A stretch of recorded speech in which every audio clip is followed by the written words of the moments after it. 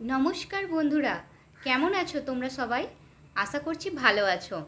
তো আজকে আমি তোমাদের সামনে আবারও নিয়ে চলে এসেছি একটি নতুন টপিক বলতে আগের দিনই টপিকটা আলোচনা করছিলাম, আজকে সেটার শেষ দিকটা আলোচনা করব।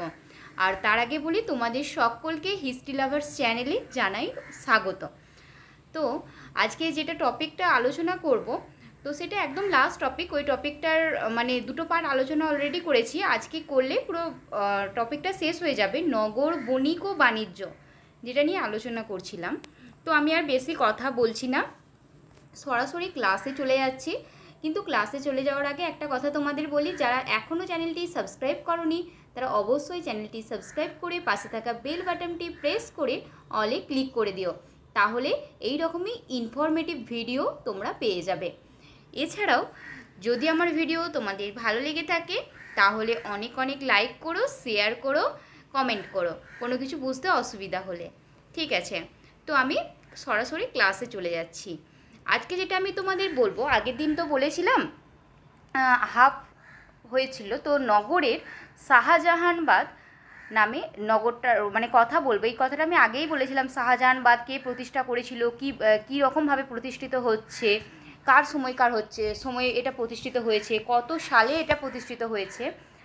তো আজকে এই শাহজাহানবাদ এই নগরটা সম্পর্কে কথা বলবো। শাহজাহানবাদ এটা দিল্লির সুলতানি আমলে যে শহরগুলো গড়ে উঠেছিল তাদের থেকে খানিকটা দূরে যমুনা নদীর পশ্চিমে একটা উঁচু জায়গায় শাহজাহানবাদ এটা গড়ে উঠেছিল। বাদশাহ শাহজাহান সুলতানের আমলের দিল্লি শহরের ধ্বংসাবশেষকে রাজধানী হিসাবে বেছে নেননি। তিনি একটি নতুন এলাকায় শহর পত্তন করে সার্বভৌম শাসক হিসাবে নিজেকে প্রতিষ্ঠিত করতে চেয়েছিলেন। ঠিক আছে, অনেক সুলতানরাই তো চায় যে পুরানো শহরটাকে কেন বেছে নেব, আমি নতুন করে শহর প্রতিষ্ঠা করব, সেরকম শাহজাহানও চেয়েছিলেন। এই শহরটা বানানোর সময় ইসলামী ও হিন্দু শাস্ত্র অনুযায়ী পরিকল্পনা করা হয়েছিল। এর থেকেই প্রমাণিত হয় যে মুঘল শাসকেরা ততদিনে ভারতীয় হয়ে উঠেছিলেন। আচ্ছা, এখানে একটা জিনিস বলে দিই, দিল্লির লাল কেল্লা সম্পর্কে একটুখানি বলে দিই। এই যে লাল কেল্লার আয়তন আগ্রা দুর্গের প্রায় দ্বিগুণ। এর পূর্ব দিকে কী ছিল? যমুনা নদী ছিল, এবং পশ্চিমে ছিল পরিখা। তো দুর্গের 4টি বড় দরজা ছিল, 2টো ছোট দরজা ছিল ও 100টি বুরুজ ছিল। ঠিক আছে, দুর্গের মধ্যে এক ভাগে ছিল কি রাজ পরিবারের বাসস্থান ছিল, অন্যদিকে ছিল বিভিন্ন দপ্তর। সেই সময়ে 91 লক্ষ টাকা খরচ করে এই যে লাল কেল্লা এটা বানানো হয়েছিল। দুর্গ ও শহরের মধ্য দিয়ে নালা দিয়ে সেকালে কী হতো? জল বয়ে যেত। এই যে জলবাহী নালাগুলোকে কি বলা হতো? এদেরও একটা নাম ছিল, এটাকে বলা হতো নহরি বিহিসত। ঠিক আছে, বা স্বর্গের খাল। ইসলামী রীতি অনুযায়ী এগুলোকে সাম্রাজ্যের সমৃদ্ধির প্রতীক হিসাবে ভাবা হতো। দেখতে পাচ্ছ তখনকার দিনেও মানুষ নগর পরিকল্পনা সম্পর্কে কতটা উন্নত ছিল নগর পরিকল্পনা। আচ্ছা, এরপরে যেটা বলবো সেটা হচ্ছে মুঘলদের রাজধানী বদল আগ্রা থেকে শাহজাহানবাদ বা দিল্লিতে। ঠিক আছে, তো যমুনা নদীর পাড় ভেঙে আগ্রা শহর কিন্তু ক্রমশই ক্ষতিগ্রস্ত হয়ে পড়ছিল। শহরের পথঘাট এটাও ঘিঞ্জি হয়ে যাচ্ছিল। আগ্রার যেটা প্রাসাদ দুর্গ মুঘল বাদশাহের জাঁকজমকপূর্ণ অনুষ্ঠানের জন্য আর যথেষ্ট বড় কিন্তু ছিল না। মানে আগ্রার প্রাসাদটা মুঘলদের জাঁকজমকের জন্য আর কুলাচ্ছিল না, তাই তৈরি করা হলো কি শাহজাহানবাদ বা শাহজাহানের শহর। এতে ভারতীয় রাজনীতিতে দিল্লি শহরের যে গুরুত্ব সেটা কিন্তু স্বীকার করা হলো। শাহজাহানবাদ তৈরি হয়েছিল কত সালে? 1639 খ্রিস্টাব্দে। 1648 খ্রিস্টাব্দে শাহজাহান আগ্রা থেকে সেখানে চলে আসছে। ঠিক আছে, এবার বলবো একটু চাঁদনি চকের গল্প।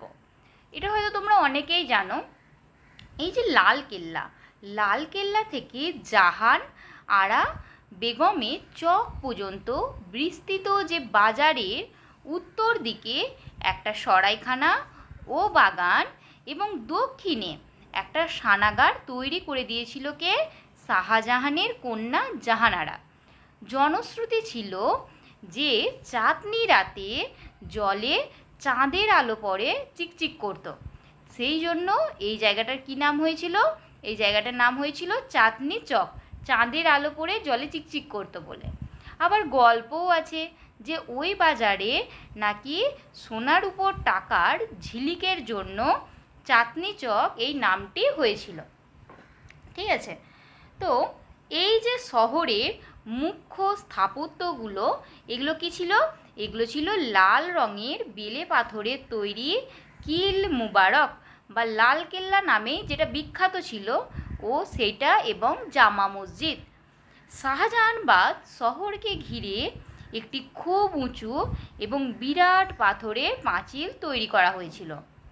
এর গায়ে কি ছিল? এর গায়ে ছিল 27টা বুরুজ বা স্তম্ভ এবং অনেকগুলো ছোট বড় দরজা বানানো হয়েছিল, যার মধ্যে কি ছিল? যার মধ্যে 7টা দরজা খুব বড় ছিল। এই বড় দরজা যেগুলো, সেগুলো কিন্তু আজও আছে। ঠিক আছে, শাহজাহানবাদের যে নাগরিক বসতি, এটা ছিল কি? এটা ছিল মিশ্র প্রকৃতির। এখানে নানা শ্রেণীর মানুষ বাস করত, নানা ধরনের বাড়িতে বাস করত তারা। রাজপুত্র, উচ্চপদস্থ আমিরদের জন্য কিন্তু সুন্দর বাগান বাড়ি থাকতো। ধনী বণিকরা টালি দিয়ে সাজানো ইট ও পাথরের বাড়িতে থাকতো। সাধারণ বণিকরা তারা থাকতো কোথায়? তারা নিজেদের দোকানের ওপরে বা পিছনের দিকের ঘরে থাকতো। সবচেয়ে বড় এবং সুন্দর বাড়িগুলোকে কি বলা হতো? তাদের একটা নাম ছিল হাভেলি। এর থেকে নিচু স্তরের বাড়িকে বলা হতো মাকান ও কোঠি। সবচেয়ে ছোট ঘরটাকে কি বলা হতো? সবচেয়ে ছোট ঘরটাকে বলা হতো কোঠারি। এছাড়াও ছিল কি? আলাদা আলাদা বাংলো বাড়ি ছিল। বড় বড় বাড়ির আশেপাশে মাটি এবং খড় দিয়ে তৈরি বহু ছোট ছোট কুঁড়ে ঘর ছিল। এই সব কুঁড়েতে কে থাকতো? সাধারণ সৈনিক, দাসদাসী, কারিগর প্রমুখ মানুষজন থাকতো। এই কুঁড়েতে আগুন লেগে কী হতো? মাঝে মধ্যে অনেক লোক, গাবদি পশু এরা মারা যেত, এটা বলে জানা যায়। তবে বসতি এলাকার মধ্যে কোনো বিভাজন ছিল না। উচ্চপদস্থ আমির এবং গরিব কারিগর একই মোল্লায় পাশাপাশি থাকত। ঠিক আছে, শাহজাহানবাদের প্রধান রাজপথ ছিল দুটো। রাজপথকে বাজার বলা হতো। কারণ কি? কারণ দুপাশে সারিবদ্ধ কি ছিল? দোকান ছিল। কোনো কোনো উৎসবে কি হতো? সম্প্রদায় নির্বিশেষে লোক এক হয়ে পরব উদযাপন করত। যেমন কি পরব? যেমন দেওয়ালির সময় হিন্দু মুসলমানরা তারা একসঙ্গে দিল্লির যে প্রখ্যাত সুফি সাধক শেখ নাসিরউদ্দিন চিরাগি দিল্লির প্রদীপ এই দরগায় আলোর উৎসব তারা পালন করত। মহরমে কি হতো?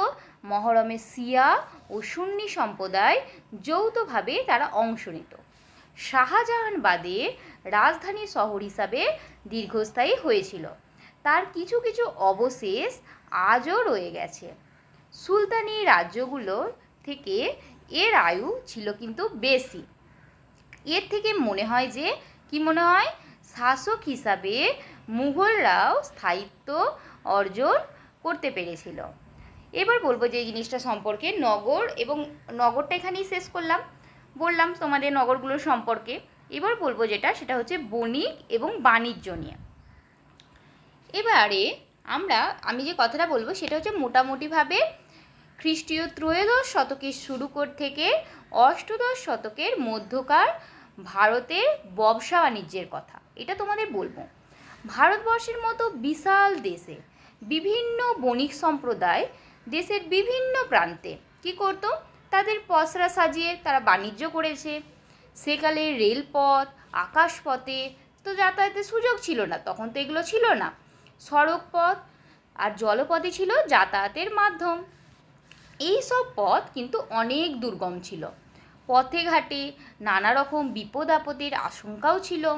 তা সত্ত্বেও বণিকেরা দেশের এক প্রান্ত থেকে আরেক প্রান্তে কী করত, ভারবাহী পশুর পিঠে করে কিংবা পাল তোলা নৌকায় করে বা জাহাজে করে মালপত্র বেচা কেনা নিয়ে যেত, কী করতে, বেচা কেনার জন্য। এই সব বণিকদের মধ্যে ভারতীয় বণিকরাও ছিল। যেমন ভারতীয় বণিকরা ছিল, সেরকম বাইরে থেকে ভিনদেশি বণিকরাও আসতো বাণিজ্য করার জন্য। ব্যবসা বাণিজ্যের জন্যই বাণিজ্য পথের ধারে, নদী কিংবা সমুদ্র পথে পাড়ে গড়ে উঠেছিল কি, নানান হাট, মান্ডি, গঞ্জ, ছোট বড় শহর এগুলো গড়ে উঠেছিল। এই যে দিল্লির সুলতানি আমলে ব্যবসা বাণিজ্যের বিস্তার ঘটেছিল, এর নানা কারণ ছিল। কি কারণ ছিল? খ্রিস্টীয় ত্রয়োদশ চতুর্দশ শতকে দিল্লির সুলতানরা কয়েকটা নতুন শহর তারা তৈরি করে এবং পুরানো শহরগুলোতে নতুন করে ঘরবাড়ি তৈরি করে।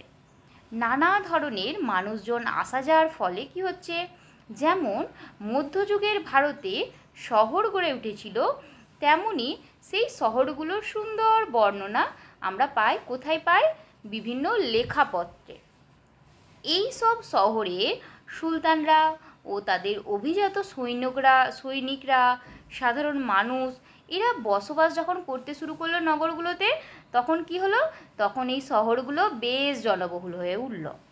শহরে প্রাসাদ, মসজিদ, বাজার, রাস্তাঘাট, সরাইখানা, স্নানাগার, জল সরবরাহ, ঠিক আছে, ব্যবস্থা ইত্যাদি তৈরি করতে অনেক কাঁচামাল এবং শ্রমিকের দরকার হতো। স্বাভাবিক, এই যে সব শ্রমিকরা, এরা কিন্তু ছিল নানা জাতের, নানা ধর্মের মানুষ। তো এদের মধ্যে কেউ ছিল ভারতীয়, কেউ বা ভারতের বাইরে থেকে আসা লোকজন।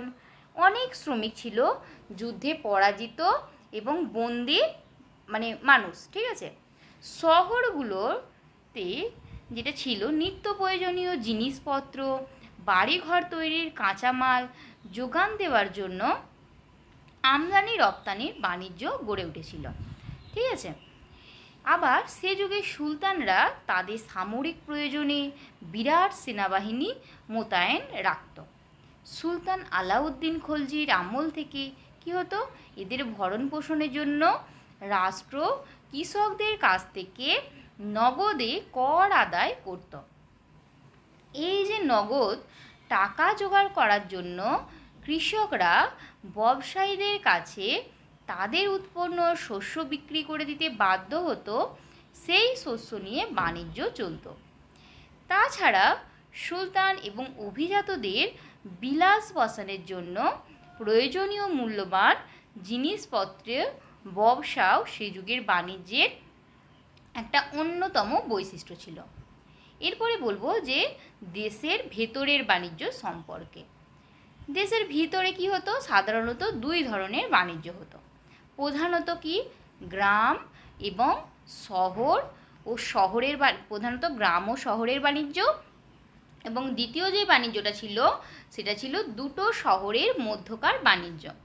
জনবহুল শহরগুলোর আদিবাসীদের প্রয়োজন মেটানোর জন্য গ্রাম থেকে শহরে যেসব পণ্য রপ্তানি হতো সেগুলো ছিল কি, সেগুলো ছিল কম দামি জিনিস, কিন্তু অনেক বেশি পরিমাণ এই সব জিনিস এগুলো আসতো কোথা থেকে, এগুলো আসতো গ্রাম থেকে শহরে।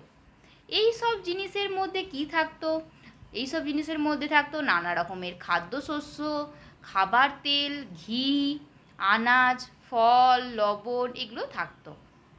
এছাড়া শহরের যে বাজার ছিল সেখানে এই সব পণ্যগুলো এগুলো বিক্রি করা হতো। আবার এক শহর থেকে আরেক শহরে রপ্তানি করা হতো কি, বেশি দামে শৌখিন জিনিসপত্র, যেগুলো কি ছিল, যেগুলো ধনী অভিজাতদের জন্যই তৈরি করেছিল কারিগররা। এই সব জায়গার সব জাতির সব ধর্মের মানুষরাই কাজ করতো কি হিসাবে, শিল্পী এবং কারিগর হিসাবে, ঠিক আছে।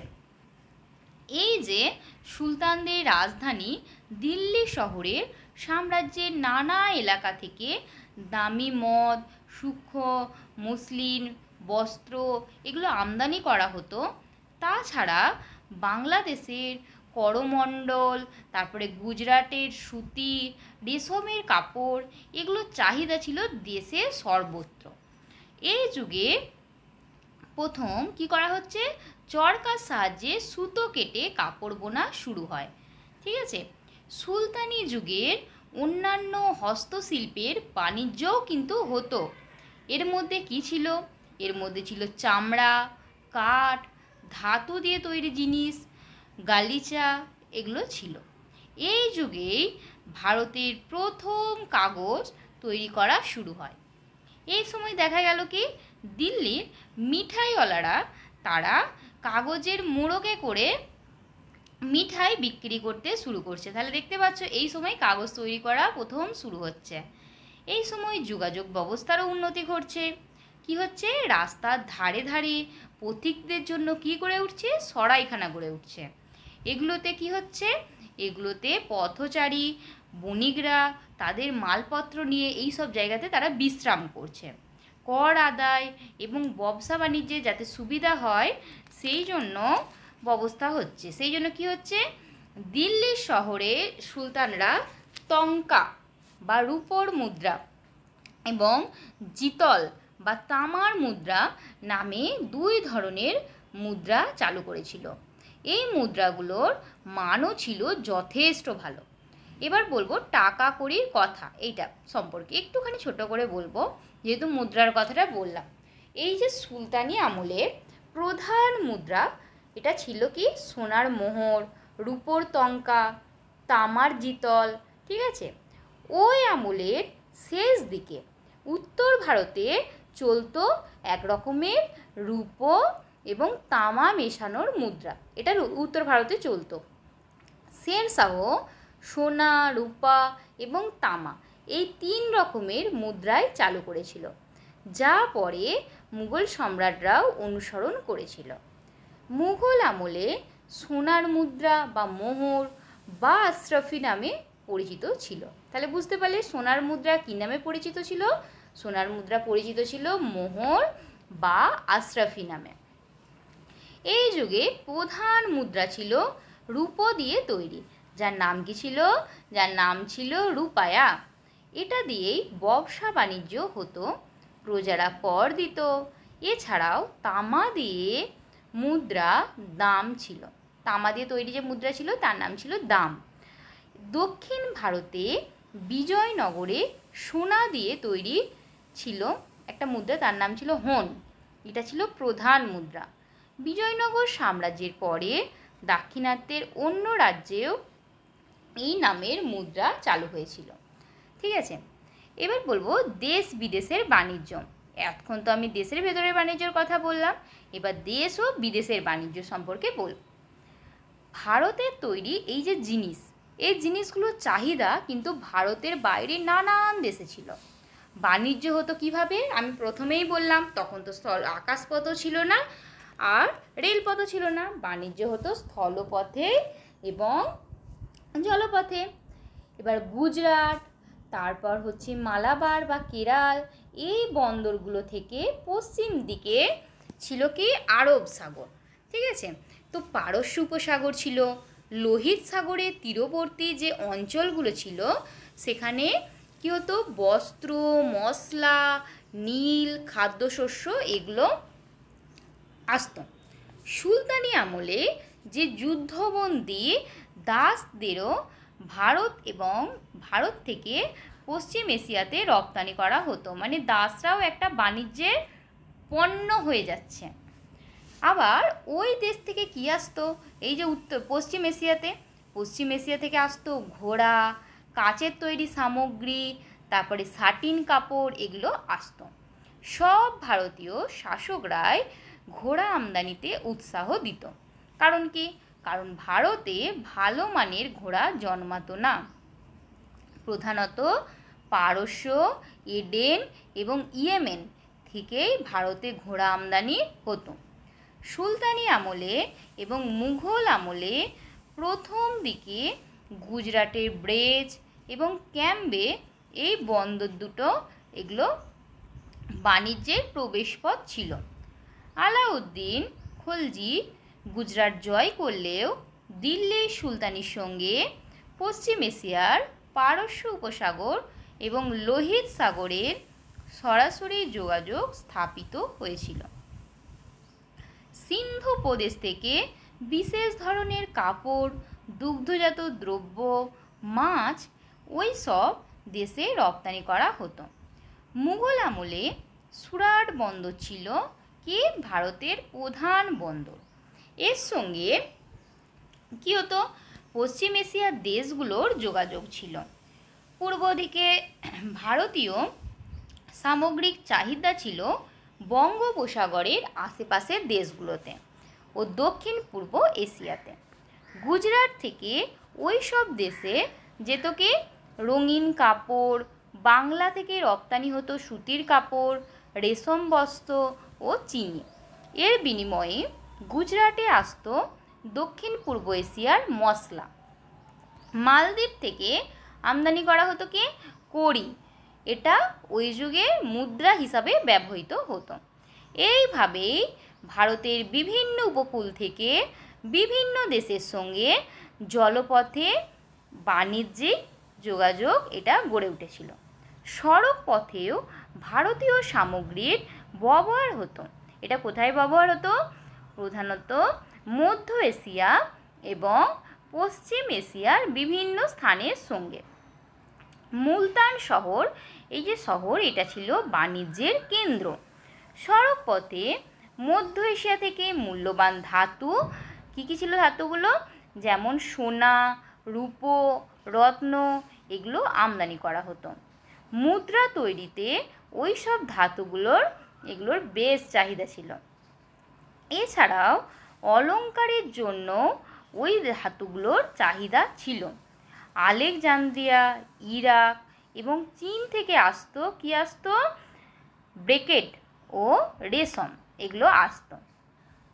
এই যে পণ্য, এগুলো ছিল কি খুব মূল্যবান এবং এর চাহিদা, এগুলো সমাজে উঁচু তলার মানুষের কাছে খুব চাহিদা ছিল। আচ্ছা, এবার ভারতের বাণিজ্যের যে জগৎ, সেটা সম্পর্কে বলবো। বাণিজ্য একটু জগৎ সম্পর্কে বলি। আচ্ছা, প্রথমে বণিক কাদিকে বলে? কারওয়ানি, নায়ক এবং বনো, যারা শস্য পরিবহন করে নিয়ে আসতো। শাহ বা মুলতানিরা দূরপাল্লার বাণিজ্যে এরা কিন্তু দক্ষ ছিল। এরা সুদের কারবারও করত। মুলতানিরা বেশিরভাগই ছিল কি হিন্দু, তবে মুসলমান বণিকদের কথাও জানা যায়। বড় বড় বণিক গোষ্ঠী ছাড়াও অনেক ছোট ছোট ফেরিওয়ালাও ছিল। এমনকি সুফি সাধকদের মধ্যে কেউ কেউ ছোটোখাটো ব্যবসা করতেন। এবার বলবো কি সরাফ সম্পর্কে। এরা কি ছিল? সরাফ ছিল, এরা আজকের ব্যাংকের মতো সেকালে টাকা বিনিময়ের কাজ করত। ঠিক আছে, এরা কি করত? এরা ধাতুর মুদ্রা কতটা খাঁটি তাও পরীক্ষা করে দেখে নিত। এবার বলবো দালালদের সম্পর্কে। দালাল কারা ছিল? এরা কি ছিল? দালালরা কি করত? এরা ক্রেতা এবং বিক্রেতাদের মধ্যে যোগাযোগ বজায় রাখত এবং জিনিসের যেটা দাম সেটা নির্ণয় করত। ঠিক আছে, এবার বলবো বীমা ব্যবস্থা সম্পর্কে। এই যে ব্যবসায়ীরা, এরা দূরপাল্লার বাণিজ্যে ঝুঁকি নিয়ে পণ্য পাঠাতে পারত। ঠিক আছে, এবার বলবো হুন্ডি সম্পর্কে। হুন্ডি, তোমরা এই নামটা অনেকেই শুনেছো, হুন্ডি, এটা সম্পর্কে বলবো। তো তুর্কি শাসকদের আমলে কি হচ্ছে, কাগজের ব্যবহার এটা শুরু হয়। কোথায় শুরু হচ্ছে? সারফরা বা হুন্ডি নামে এক ধরনের কাগজের ব্যবস্থা এরা চালু করেছিল। ঠিক আছে, কাগজ চালু করেছিল সারফেরা বা হুন্ডি নামে।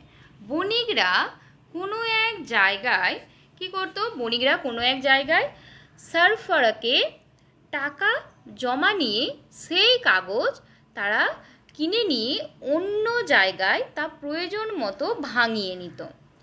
এতে বণিকদের এক জায়গা থেকে আরেক জায়গায় টাকা নিয়ে যাওয়ার খুব সুবিধা হয়েছিল। তাহলে বুঝতে পারলে হুন্ডি জিনিসটা কী ব্যাপারটা, এটাতে টাকা নিয়ে যেতে মানে কতটা সুবিধা হচ্ছে। এখনকার দিনে আমাদের যেমন এই দেশ থেকে ও দেশ গেলে যেমন আমরা টাকা এক জায়গা থেকে অন্য জায়গায় এরকমভাবে চেঞ্জ করি, ও দেশের টাকাটার সঙ্গে আমাদের দেশের টাকা মানে চেঞ্জ হয়ে যায়। তো যেমন ডলারে আমেরিকায় গেলে ডলার বা এরকম চেঞ্জ করি, সেরকমই এই ব্যাপারটাও ছিল।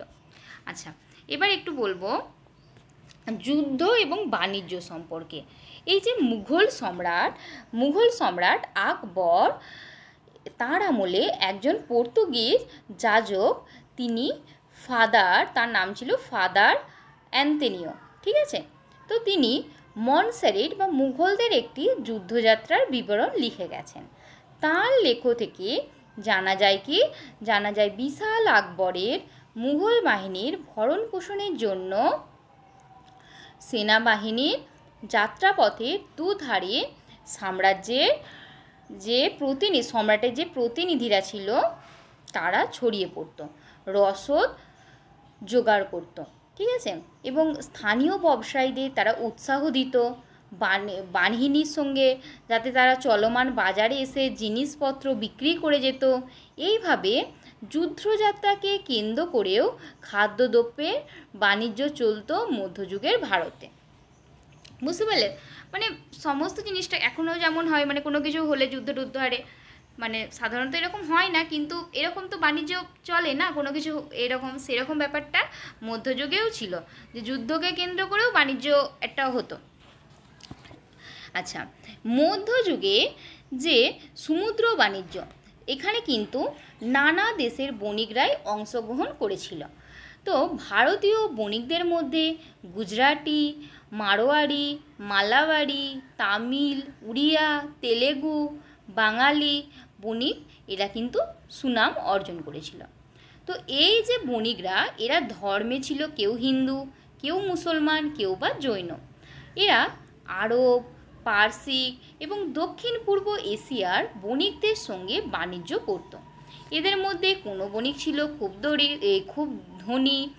আচ্ছা, তাদের কি বলা হতো? যারা খুব ধনী ছিল তাদের বলা হতো বণিক সম্রাট। বড় বড় ভারতীয় বণিকদের তাদের নিজস্ব কিন্তু জাহাজ থাকতো। বণিকরা অন্যদের জাহাজে করে জিনিসপত্র পাঠাতো। এবারে বলবো পথের হদিস এটা সম্পর্কে। তো উত্তর ভারতে গঙ্গা এবং যমুনা নদী, এটা ছিল প্রধান জলপথ।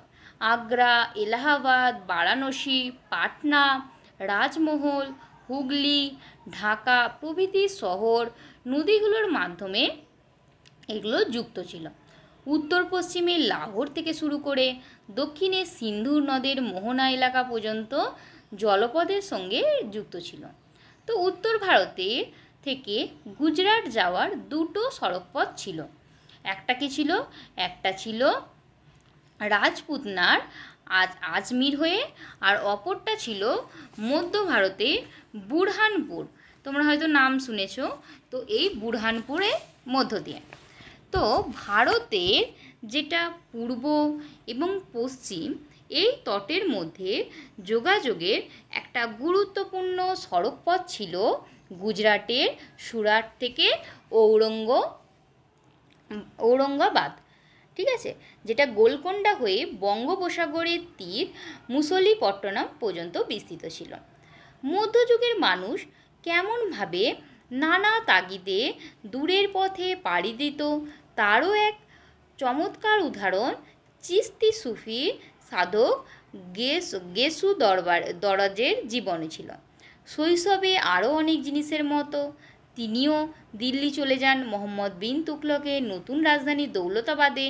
7 বছর পর 1335 খ্রিস্টাব্দে তিনি দিল্লিতে ফিরে আসেন এবং সেখানে 63 বছর ছিলেন।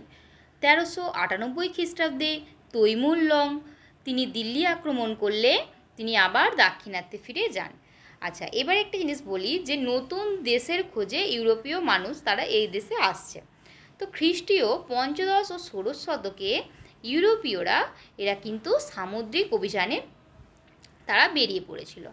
তো তারা চেয়েছিল কি, তারা চেয়েছিল ইউরোপের বাইরে যে মহাদেশগুলো আছে সেখানে গিয়ে তারা ব্যবসা বাণিজ্য করবে এবং ধন সম্পদ আয় করবে। তো এইভাবে তারা পৌঁছায় কোথায়? আফ্রিকায়, এশিয়ায়, উত্তর ও দক্ষিণ আমেরিকায়। এই সব অভিযান কিন্তু হতো কিসে? পালতোলা জাহাজে চেপে।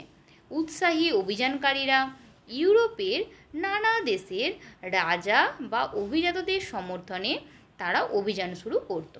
প্রথম দিকে স্পেন, পর্তুগাল দেশের আদিবাসীরা এই সব অভিযানে খুব সক্রিয় ছিল। তারপর ইংল্যান্ড, হল্যান্ড, ফ্রান্স ইত্যাদি দেশের বণিক ও শাসকরাও এই ব্যাপারে বেশ উৎসাহী হয়ে পড়ে। এবার বলবো যেটা, সেটা হলো ভারতে বিদেশিদের আগমন, এই জিনিসটা সম্পর্কে। তো ইউরোপ থেকে জলপথে ভারতে আসার জন্য প্রথম দিকে পর্তুগিজরাই কিন্তু উৎসাহ দেখিয়েছিল। তাদের প্রধান উদ্দেশ্য কী ছিল? তাদের প্রধান উদ্দেশ্য ছিল ভারত এবং দক্ষিণ পূর্ব এশিয়ার মশলার বাণিজ্যকে দখল করা। ইউরোপে ভারতের মশলা, বিশেষ করে গোলমরিচের চাহিদা ছিল খুব বেশি। পর্তুগিজরা ভেবেছিল কি, তারা ভেবেছিল ভারত থেকে মশলা কিনে যদি তারা ইউরোপের বাজারে বিক্রি করতে পারে তাহলে কিন্তু অনেক লাভ হবে। এই ভেবেই পর্তুগালের রাজার দূত কে ছিল? Vasco da Gama. তিনি আফ্রিকার দক্ষিণে উত্তমাশা অন্তরীপ ঘুরে 1498 খ্রিস্টাব্দে ভারতের দক্ষিণে মালাবারে কালিকট বন্দরে এসে পৌঁছান। এই যে কালিকট বন্দর, এটা কোথায় ছিল? এটা ছিল আরব সাগরের তীরে। এর সঙ্গে পশ্চিম এশিয়ার বন্দরগুলোর খুব ভালো যোগাযোগ ছিল। ফলে কি হচ্ছে? ফলে নানা দেশের বণিকরাই এখানে আসতো বাণিজ্যের টানে। এই যে ভাস্কো দা গামা, তিনি পরে পর্তুগিজ নৌবাহিনীর যে নৌসেনাপতি ছিল ডিউক অফ আলবুকার্ক, তিনি ভারতে আসেন ভাস্কো দা গামার পর। তো তিনি আরব সাগরে বাণিজ্যে আরবদের হটিয়ে নিজেদের আধিপত্য জমান। তার হাত ধরেই গোয়ায় পর্তুগিজদের প্রাধান্য প্রতিষ্ঠিত হয়েছিল। ইউরোপীয় বণিকরা শুধু কিন্তু বাণিজ্যই করতো না, তারা সমুদ্রকেও নিজেদের দখলে রাখার চেষ্টা করত। তাদের জাহাজগুলো কি ছিল? উন্নত মানের, এবং সেগুলোতে আগ্নেয়াস্ত্রও থাকতো। এর জোরে তারা কি করত? এর জোরে তারা আরব সাগর, ভারত মহাসাগর এগুলোতে বেশ ক্ষমতাশালী হয়ে উঠেছিল। গভীর সমুদ্রে জাহাজ চলাচলের জন্য নানা রকম বিধিনিষেধ চালু করার চেষ্টা করলেও পর্তুগিজরা অবশ্য বেশি দূর সাফল্য লাভ করেনি। ঠিক আছে, এশিয়ার বণিকরা নিজেদের মধ্যে যে বাণিজ্য করত তা চলতেই লাগলো।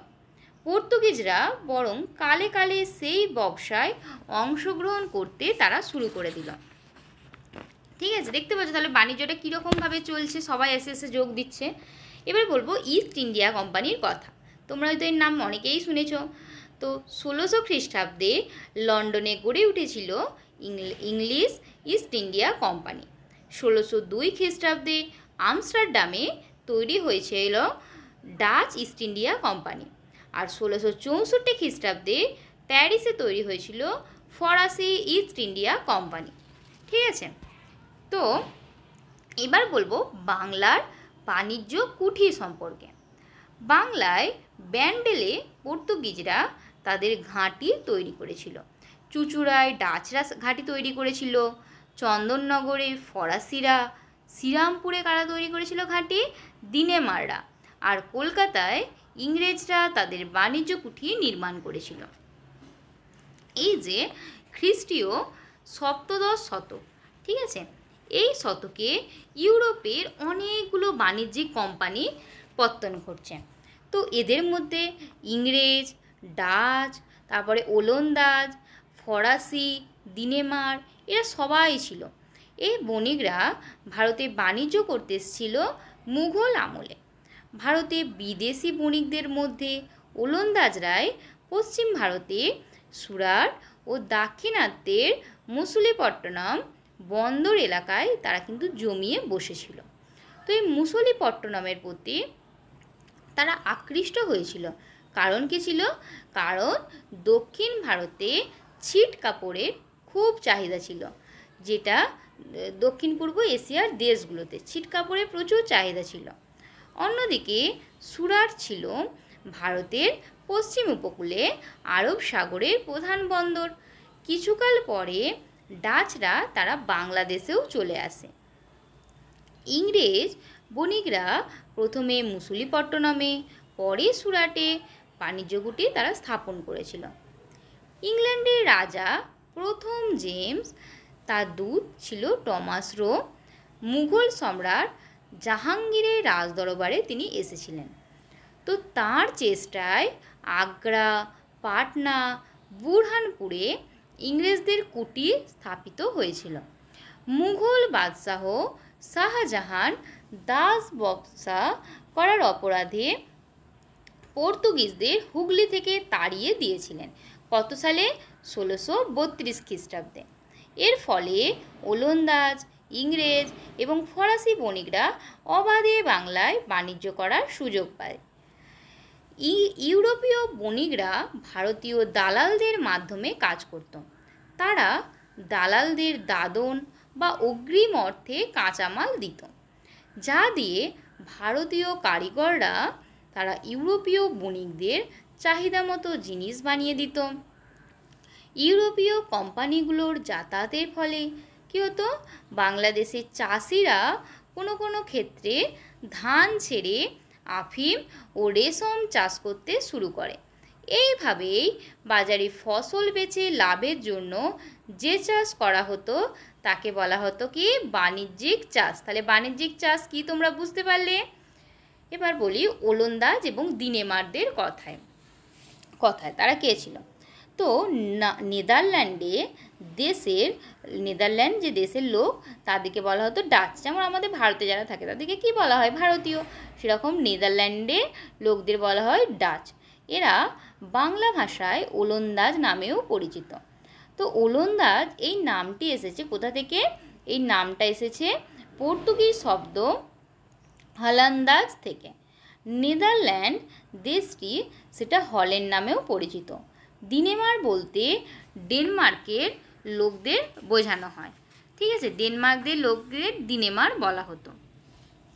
এই যে ইউরোপীয় বণিক কোম্পানিগুলো তারা আস্তে আস্তে নানা ঘাঁটি বানাতে তারা শুরু করলো। তো কোম্পানির কুঠিতে ইউরোপীয় বণিকেরা নিজেদের মতো করে বাড়িঘর করত। কুঠিগুলো তারা অস্ত্রশস্ত্র দিয়ে দুর্গের মতো করে সুরক্ষিত করে রাখত। এখানে তাদের বাসগৃহ এবং মালের গুদাম থাকত। তো নিজেদের জাহাজে করে তারা কিন্তু ইউরোপে মাল পাঠাতো। ভারতীয় জাহাজের তুলনায় ইউরোপীয়দের জাহাজ সেগুলো ছিল আকারে অনেক বড় এবং সেগুলো গভীর সমুদ্রে নৌযুদ্ধেও পারদর্শী ছিল। এইভাবেই খ্রিস্টীয় সপ্তদশ শতকে ভারতের গুজরাট, উত্তর ও দক্ষিণ করমণ্ডল এবং বাংলা এটা হয়ে উঠেছিল ইউরোপীয় বণিকদের প্রধান অঞ্চল। এই চারটি অঞ্চল যথাক্রমে সুরাট, মুসলিপট্টনম, পুলিকোট এবং হুগলি। এটা ছিল ইউরোপীয়দের প্রধান বাণিজ্য ঘাঁটি। এই সব অঞ্চলের কারিগররা তারা ছড়িয়ে ছিটিয়ে থাকতো সেখানকার গ্রামগুলোতে। করমণ্ডলের গ্রামগুলোতে সুতো কাটুনি, তাঁতি, কাপড় ধোলাই এবং রঙের কাজ করার জন্য নিযুক্ত শ্রমিকদের সংখ্যা ছিল চাষিদের থেকে অনেক বেশি। মুঘল শাসকরা বাণিজ্য করতে কিন্তু বণিকদের উৎসাহ দিত। মালের ওপর শুল্ক ছাড় দিয়ে কুঠি বানানোর অনুমতি দিয়ে তারা বণিকদের সুবিধা করে দিত। মুঘল অভিজাতদের মধ্যে কেউ কেউ সরাসরি বাণিজ্য করত, তবে এই প্রয়াস খুবই সীমিত ছিল। মুঘল সম্রাট রাজপুতরা অভিজাতদের নিজেদের প্রয়োজনে এবং শখ মেটাতে নিজেদের কারখানার কারিগরদের দিয়ে নানা ধরনের শৌখিন জিনিসপত্র, অস্ত্র, বিলাসদ্রব্য এগুলো তৈরি করাতো, কিন্তু সেগুলো কখনোই বাণিজ্যিক স্বার্থে তৈরি হয়নি। তাই ইউরোপে যখন ব্যবসা বাণিজ্যকে ভিত্তি করে অর্থনীতি মানে এগিয়ে চলল, ভারতে তখনও কৃষিই ছিল অর্থনীতির কি প্রধান মাধ্যম। বুঝতে পারলে? ইউরোপ চলে গেছে, ইউরোপে বাণিজ্যকেও কেন্দ্র করে অর্থনীতি ব্যবস্থা স্ট্রং হচ্ছে, কিন্তু ভারতে তখনও ছিল কৃষিকে কেন্দ্র করে অর্থনীতির মূল ভিত্তি। ঠিক আছে, আমি এখানে ম্যাপটাও তোমাদের দিয়ে দেব, তোমরা ম্যাপটা দেখলে বুঝতে পারবে যে খ্রিস্টীয় যে সপ্তদশ শতকে ভারতে বেশ কয়েকটা বাণিজ্যিক ঘাঁটি ছিল। এই ম্যাপটা দেখলে তোমরা বুঝতে পারবে। আমি এখানে ম্যাপটা দিয়ে দিচ্ছি, দেখে নেবে তোমরা, তোমাদের বুঝতে সুবিধা হবে। তো আজকের ক্লাস এই পর্যন্তই, দেখা হচ্ছে নেক্সট ক্লাসে। আর এতক্ষণ ধরে সঙ্গে থাকার জন্য অসংখ্য ধন্যবাদ।